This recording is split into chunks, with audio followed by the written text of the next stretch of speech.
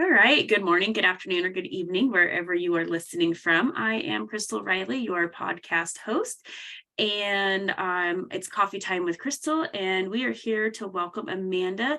And Amanda, where are you? Where am I getting to record you from? Where do you live? So I'm in the UK in a part of Yorkshire, so West Yorkshire, which is very much countryside. It's north of the UK. Awesome. So you are my very, very first person from out of the United States. So I'm just going to celebrate that really quick. So yay! Hey, I'm very excited. So thank you very much. And Amanda, you are an author. You're an amazing woman. I got to read your bio. You are on Clubhouse and you have a YouTube channel. Do you want to tell us just a little bit about yourself? Yeah, so I basically set up in business myself back in 2022. And the reason I set up the business is because I wrote my book. And how I came to write my book was I'd left a narcissistic relationship in lockdown. And I wasn't in a really good place at all. I really liked this guy. He ghosted me for 2 weeks. I'd moved in during lockdown because we couldn't travel to each other's houses. And my eldest son and his wife moved into my bedroom and I'd moved into his. And so for 2 weeks, I'd been ghosted by this man that I thought was my world and didn't know what to do. And I eventually spoke to my friend and I said, can I come and get some headspace at hers? And in those, I was only planning on going for a couple of days, and he kept saying, I don't want to speak to you, I don't want to talk to you. And that 2 days ended up becoming a week. And after the week, I was like, what am I doing? He still doesn't want to talk to me, and I just, something in my gut feeling said, you've got to finish this relationship. And I did finish the relationship, and I found out 2 weeks later that he'd been cheating on me, and that's the reason why he'd been ghosting me. So I always say, listen to your gut feeling, because your gut feeling is always it's intuitive. And I was right. And I actually went on YouTube and kind of read up on ghosting and codependency, and even though I didn't want to finish that relationship, and I did, and I'm obviously glad now that I did, I wasn't in a good place at all. And I couldn't come home. My eldest son and his wife were in my bedroom. And so I'd stayed at my friend's for a couple of weeks, but it got to the stage where I really wanted to come home and start healing.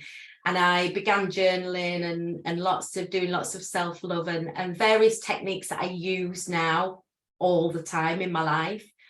And my journaling ended up becoming my book, and it just poured out. I just can't tell you how much. It was like a page dump for me. All these things came out of all my past, and it became my memoir. And I kind of stopped at that, and I thought, well, no, this needs to, I need to be writing in the back of the book all the healing techniques that I personally use, because if there's any women out there that have been in coercive or unhealthy relationships or abusive relationships, then I need to be writing in the back of the book, the techniques that I personally used. And so I did, but I sat on this book for 6 months because of the shame of the, it was just this huge thing of, it was my memoir, and I had to put it out there in the public. But yeah, it took me 6 months before I did that. But it's the best thing I've ever done, and I'm so pleased that I did do it. That's awesome. And your book is called, it's Fix Your Future, right? Fix Your Future. Fix Your Future. Yeah. Awesome. And you have a podcast, and it is called, it's Heal. What is your Heal with the Real, right? But REEL. REEL, yes, like a film reel. Mm-hmm. And I really wanted to do that and just raise awareness of how we can heal through the trauma of abuse, because writing my book, what I realized was I went right back to my childhood within my book, and I start when I'm a 7-year-old. And I went right the way through my childhood and realized that there were so many traumas that I'd held on to, and unknowingly got PTSD because what the narcissistic relationship that I'd had in lockdown brought back, and a really abusive relationship that I'd been in for over 8 years. And right in the book, I call it a page dump, because it's just getting everything out of your head onto a page. And I think that's why journaling and things like that are so powerful, because you're writing it down, you know, your thoughts, your feelings. And so, yeah, I was able to kind of go through my childhood right up to the present day and understand and kind of put it to bed. Which is awesome. And something I read in your bio, you said childhood traumas that we hold on to without realizing. And then you kind of touched base on that. Would you just go back to your childhood and share a little bit of the childhood traumas? I know we kind of pre-talked about it. Just share a little bit about this, childhood traumas, because they don't have to be absolutely horrible, you know, like sexual abuse and rape and all of that stuff. And so I really liked your perspective. So could you share that with our viewers? Yeah, sure. I think it doesn't matter how much, how big or how small these traumas are, we just pick them up along the way. So for me, it wasn't any sexual abuse. It wasn't any, my parents are beautiful and, I love them dearly. They're still alive. But something that really stuck in my head was my mum said I was a mistake. I have 2 older brothers, so one's 10 years, one's 8 years, and so there was this huge gap. And then here I came, which I wasn't meant to be, but actually I'm glad I did come. So think just little things like that, saying that I was a mistake. And then going through into high school, I had to move high school during my last 2 years. And so I moved from one area to another, and I was bullied through the very first year. And it was the worst thing ever, going to school and being bullied by, I just this nightmare of having to get on this bus and know that you would be bullied. Mm-hmm. And, for any child out there that, does those kind of things, they need to really think about, the consequences and the trauma that they give to other people. And so there's just all these little things that kind of I'd held on to and not realized. And I think it's so important to be able to let go of those. I think it's really important. And thank you for sharing that your mom said you were a mistake. I mean, that's a major trauma. I mean, it might not be a physical, but that's an emotional trauma. And that would be something that people could carry with them for the rest of their lives. And that is something that would need to be healed, because there's so many things that go with that. I just think, the rejection and the unwanted and abandoned and all of those emotions, right? And if you hold on to that and you don't heal from it, there's so many ramifications, right? And so that is probably one of the things. And then the bullying, I mean, there's so many kids nowadays that are being bullied. I mean, bullying's been happening for as long as I've been alive, at least, right? But we get to hear about it more, with more social media and stuff, and it's a different form. But with bullying, can you help us understand what some of the feelings that you held on to from the feelings of being bullied, do you remember any of that time? I guess it just carried on throughout my throughout my life, not just my childhood. It just carried on through my life of this feeling of unworthiness and, having no confidence. Although on the outside, I probably looked quite a confident person, on the inside, it's this mask that we then go into adulthood wearing, we have a mask for different things, don't we? And you know, and if we can't present as ourselves, that's an issue, isn't it? We know we need to take off those masks and just be. Right. And I think then you go into your adulthood wearing these masks of shame. That's a really good way of putting it. Thank you. And then you mentioned that you went through the bullying, and then in our pre-interview, you talked about there was some drug addiction, and you were married, and then you got divorced. Do you want to just kind of share a little bit about that, leading us into that stuff? Yeah, I mean, I left home really early. I left home when I was 17, and I know that, you know, children nowadays don't leave home so early. You know, I've got three older boys. You know, my eldest has left, he's 30, but I've got a 24 and a 22-year-old that's still at home. But yeah, for me, I couldn't wait to get out. Same. I left when I was 17. Yeah, and I ended up being a bit of a party animal. I must say, I was a bit of a raver in my days, and I used to go to all the big parties, and yeah, and I got into drugs, and I actually met my husband at one of these parties. Really lovely man, but he, you know, had so many issues for him. He had many childhood traumas. You know, he had gone through abuse, you know, sexual abuse from his father, and I was the first person that he'd ever told. So yeah, so I met him, our eyes locked at this rave that we were at.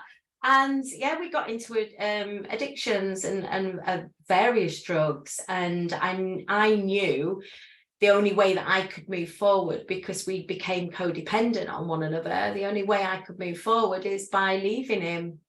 You know, we're still friends today, and obviously we're not on. This was going back to millennium when I left him, and that was the last time that I'd had any drugs.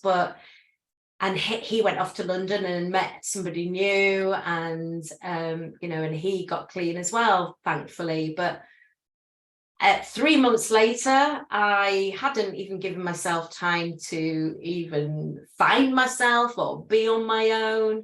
And I met somebody else, and I went straight into a new relationship. And within 3 months of being with that new person, I became pregnant with my third son.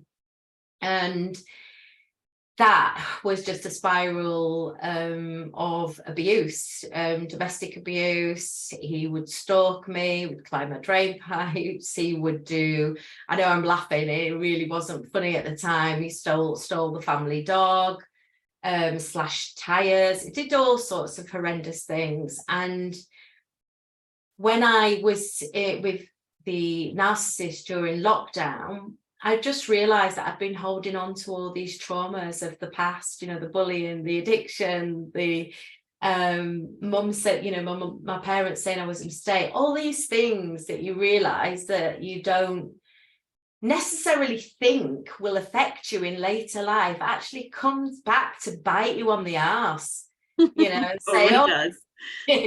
And so, you know, writing my book was just it was just such a release for me. And yeah, I left my job. I was a business developer for 12 years. I absolutely loved my job. I worked with adults with learning disabilities, and I am a funding and bid writer. So I would write some funding, and I would be successful, and then we'd go set up a project, you know, whatever the people with learning disabilities asked for. I was like, I've written my book. I was like, right, what's next? What's next for me? I want to go do that for me. So I set up a couple of businesses, and two of them, one of them's Fix Your Future, where I give confidence to other women. I run retreats. I did a trauma-informed retreat last year, and one of the ladies had a life breakthrough, which is just incredible. You know, when you can pass those tools on that I've used to other women, and then get them coming back and saying they've had life breakthroughs is just, it's just immense. You know, it's that feeling is just amazing. And then I also set up a non-profit which I write my own funding for, and we were successful with 4 pots of funding. Just recently another pot So 5 pots of funding, and we're doing some amazing projects with that business as well. So it's the best thing that happened to me, really. And this is why I think forgiveness, and I know your podcast is about forgiveness. I was getting there. Yeah, I just think forgiveness is so important, and not necessarily forgiveness of the other person, but actually forgiveness of yourself. Right. Um, So thank you for bringing that up. Can you share a little bit about when you were in the several different relationships, and because I know that you said that you were forgiving,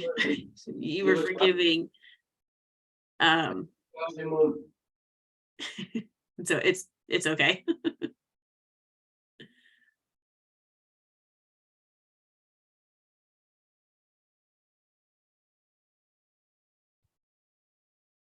I think you're still muted, but it's okay however long you need.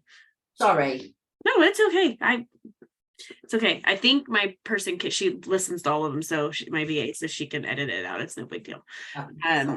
Okay, so let's see.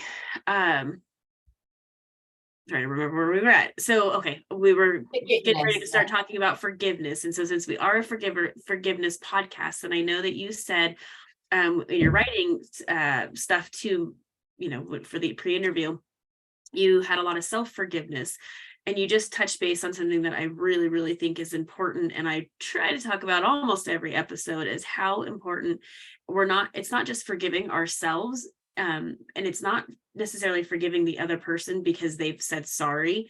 It really is not holding on to that, because we want to be healthy, and we want to forgive for ourselves so that we don't carry all this icky stuff that comes with unforgiveness. So could you explain to us, when did you realize, and at what point did you realize you needed to forgive yourself, and how, like, a little bit of that process? I think when writing my book was the point where I began to let go of all the past.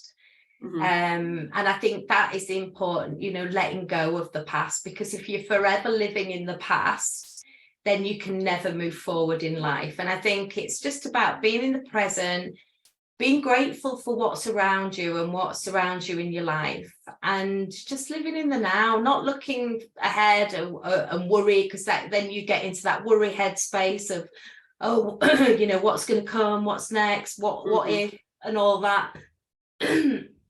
So it's just about living in the now and being in the present moment, and just enjoying as you're going along, and enjoying the small things, the small things in life that we often take for granted, just walking in nature, dancing, music, just being in that present moment. I think that's so important, and letting go of the past, letting go. So what is maybe one or two things that you could give advice to how to stop living in the past? Because there's so many people that live in their traumas, and there's a lot of people that don't have any desire to get out of them too. I've had conversations with those people, and that's fine. If they're in that space, that's the space that they need to be in. So can you just give us some tangible steps that we could take to not live in the past, or to recognize to be there? My beginning of my journey was the realization that I had to start loving myself. I think that was the starting block for me, is I didn't love myself, and I needed to begin that step. And so it was lots of positive affirmations, looking in the mirror, telling myself on a daily basis that I was enough. And when you don't like yourself, actually looking in the mirror and telling yourself you are enough sometimes feels major weird, and it's like, it doesn't feel normal. But the more that you keep telling yourself that, and the more that you high five yourself in that mirror every day, the more that you then start to believe that. I meditate a lot. I did at the beginning of my journey, I did lots of self-love meditations, and there's meditations out there for any kind of thing. So law of attraction, manifestation, money magnets, it's meditations for everything. And I think that is really important, just having that moment of quietness, because we're 80% in our heads all the time.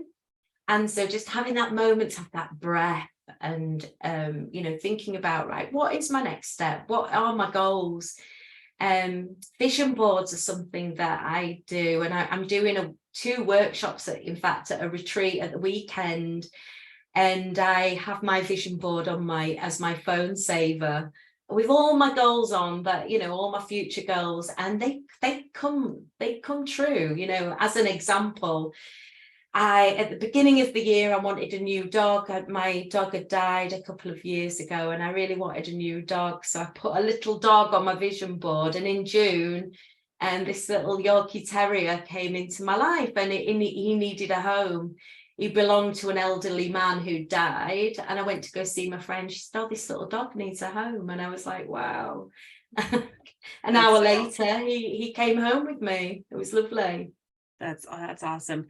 I absolutely love vision boards, and I'm fully on board with vision boards. I years ago, well, probably like 6 years ago, I put on my vision board, I wanted a big giant white house, and I put this one house, but it was not really it's anyways, but I had put this big white house because that's what I wanted. And then within that year, we were able to buy a big white house, and it's really neat to see how you visualize those things, and a lot of that stuff comes true, right? But I wanted to touch base on, how long did it take you when you started to say those really uncomfortable things and high-fiving yourself, and what did that process look like? It took a good few years. I think you have to be on your own and really like your own company before you enter. I'm not in another relationship. I have been dating, but I've just not met the right person for me. And I think now, because I know what I'm looking for and I'm healed, it's, I know when the right, and I'm not in any rush. I'm happy being single. And I think that's the important thing, when you're desperate to meet somebody, you'll never meet the right person. Right. And I think I needed that 2 years of my own time to really heal and understand and love myself again. That's beautiful. That's so powerful that you were able to recognize and give yourself grace, and give yourself that time, and not rush into another relationship until you had that healing. That's really beautiful. So thank you for sharing that.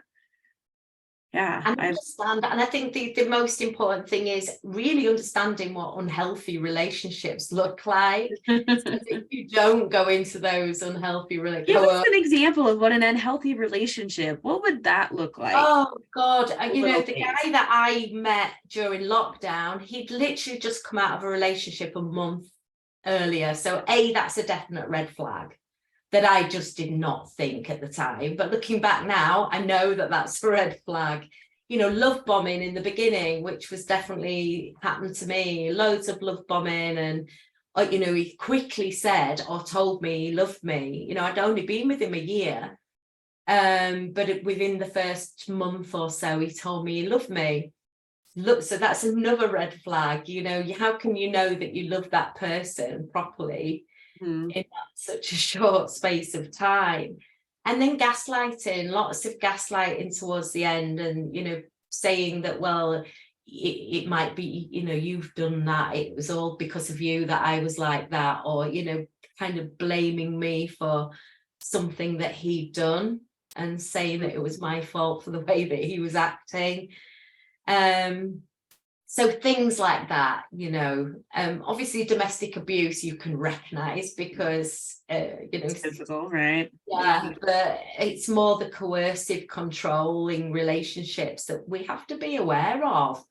And to be able to spot those signs, which I didn't even know what a narcissist was before 2020.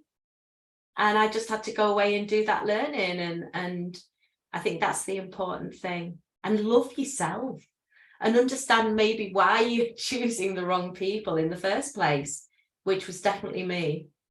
That's important. I mean, how does one recognize?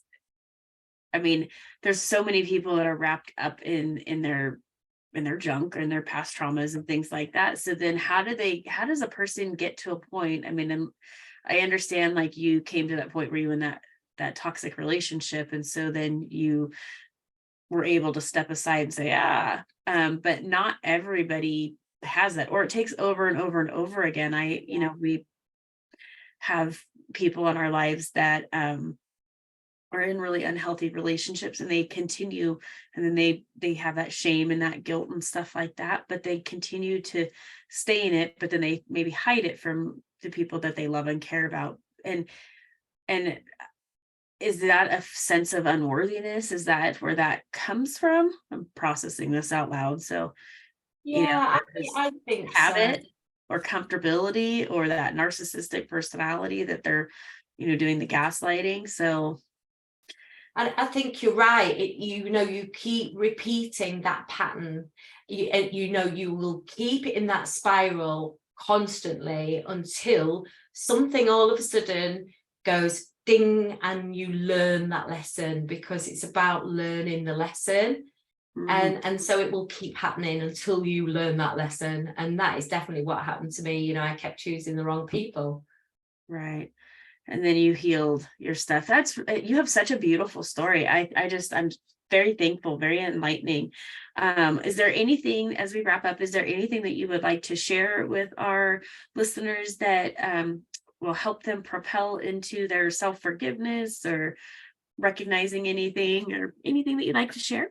Yeah, I just think it's doing the things that fill you up daily, the things that make you smile. And I get up, I do my meditation, I dance half an hour every morning, I do my exercise to my favorite music, and I do that without fail. And I think once you start doing these healthy habits over a long period of time, say it's normally about 60 days, so if you continue to do these healthy habits and put them into your life, they'll become a daily habit. And so exercise, I walk my dog. So I do all that before I then start work, because I think it's really important to fill your own cup first, because you can't pour from an empty cup. Yeah. You've got to fill yourself first before then you can help anybody else. So I always make sure that and it's not something that is in an egotistical way in any way. It's just that I know that I have to look after number one first, and I never used to do that. I think that's the most important. Yeah. So that's really awesome. I mean, these are all things that I say on a regular basis, because you can't, pour from an empty cup. And so if we don't fill ourselves up, and as women, we tend to give, right? That's our nature, take care, especially with husbands or children or relationships or whatever. And so taking that time and recognizing it. I have a really good friend that is a self-care concierge. And so she's really taught me how to step back and like actually take care of myself and invest in myself. And so I've made a lot of habits.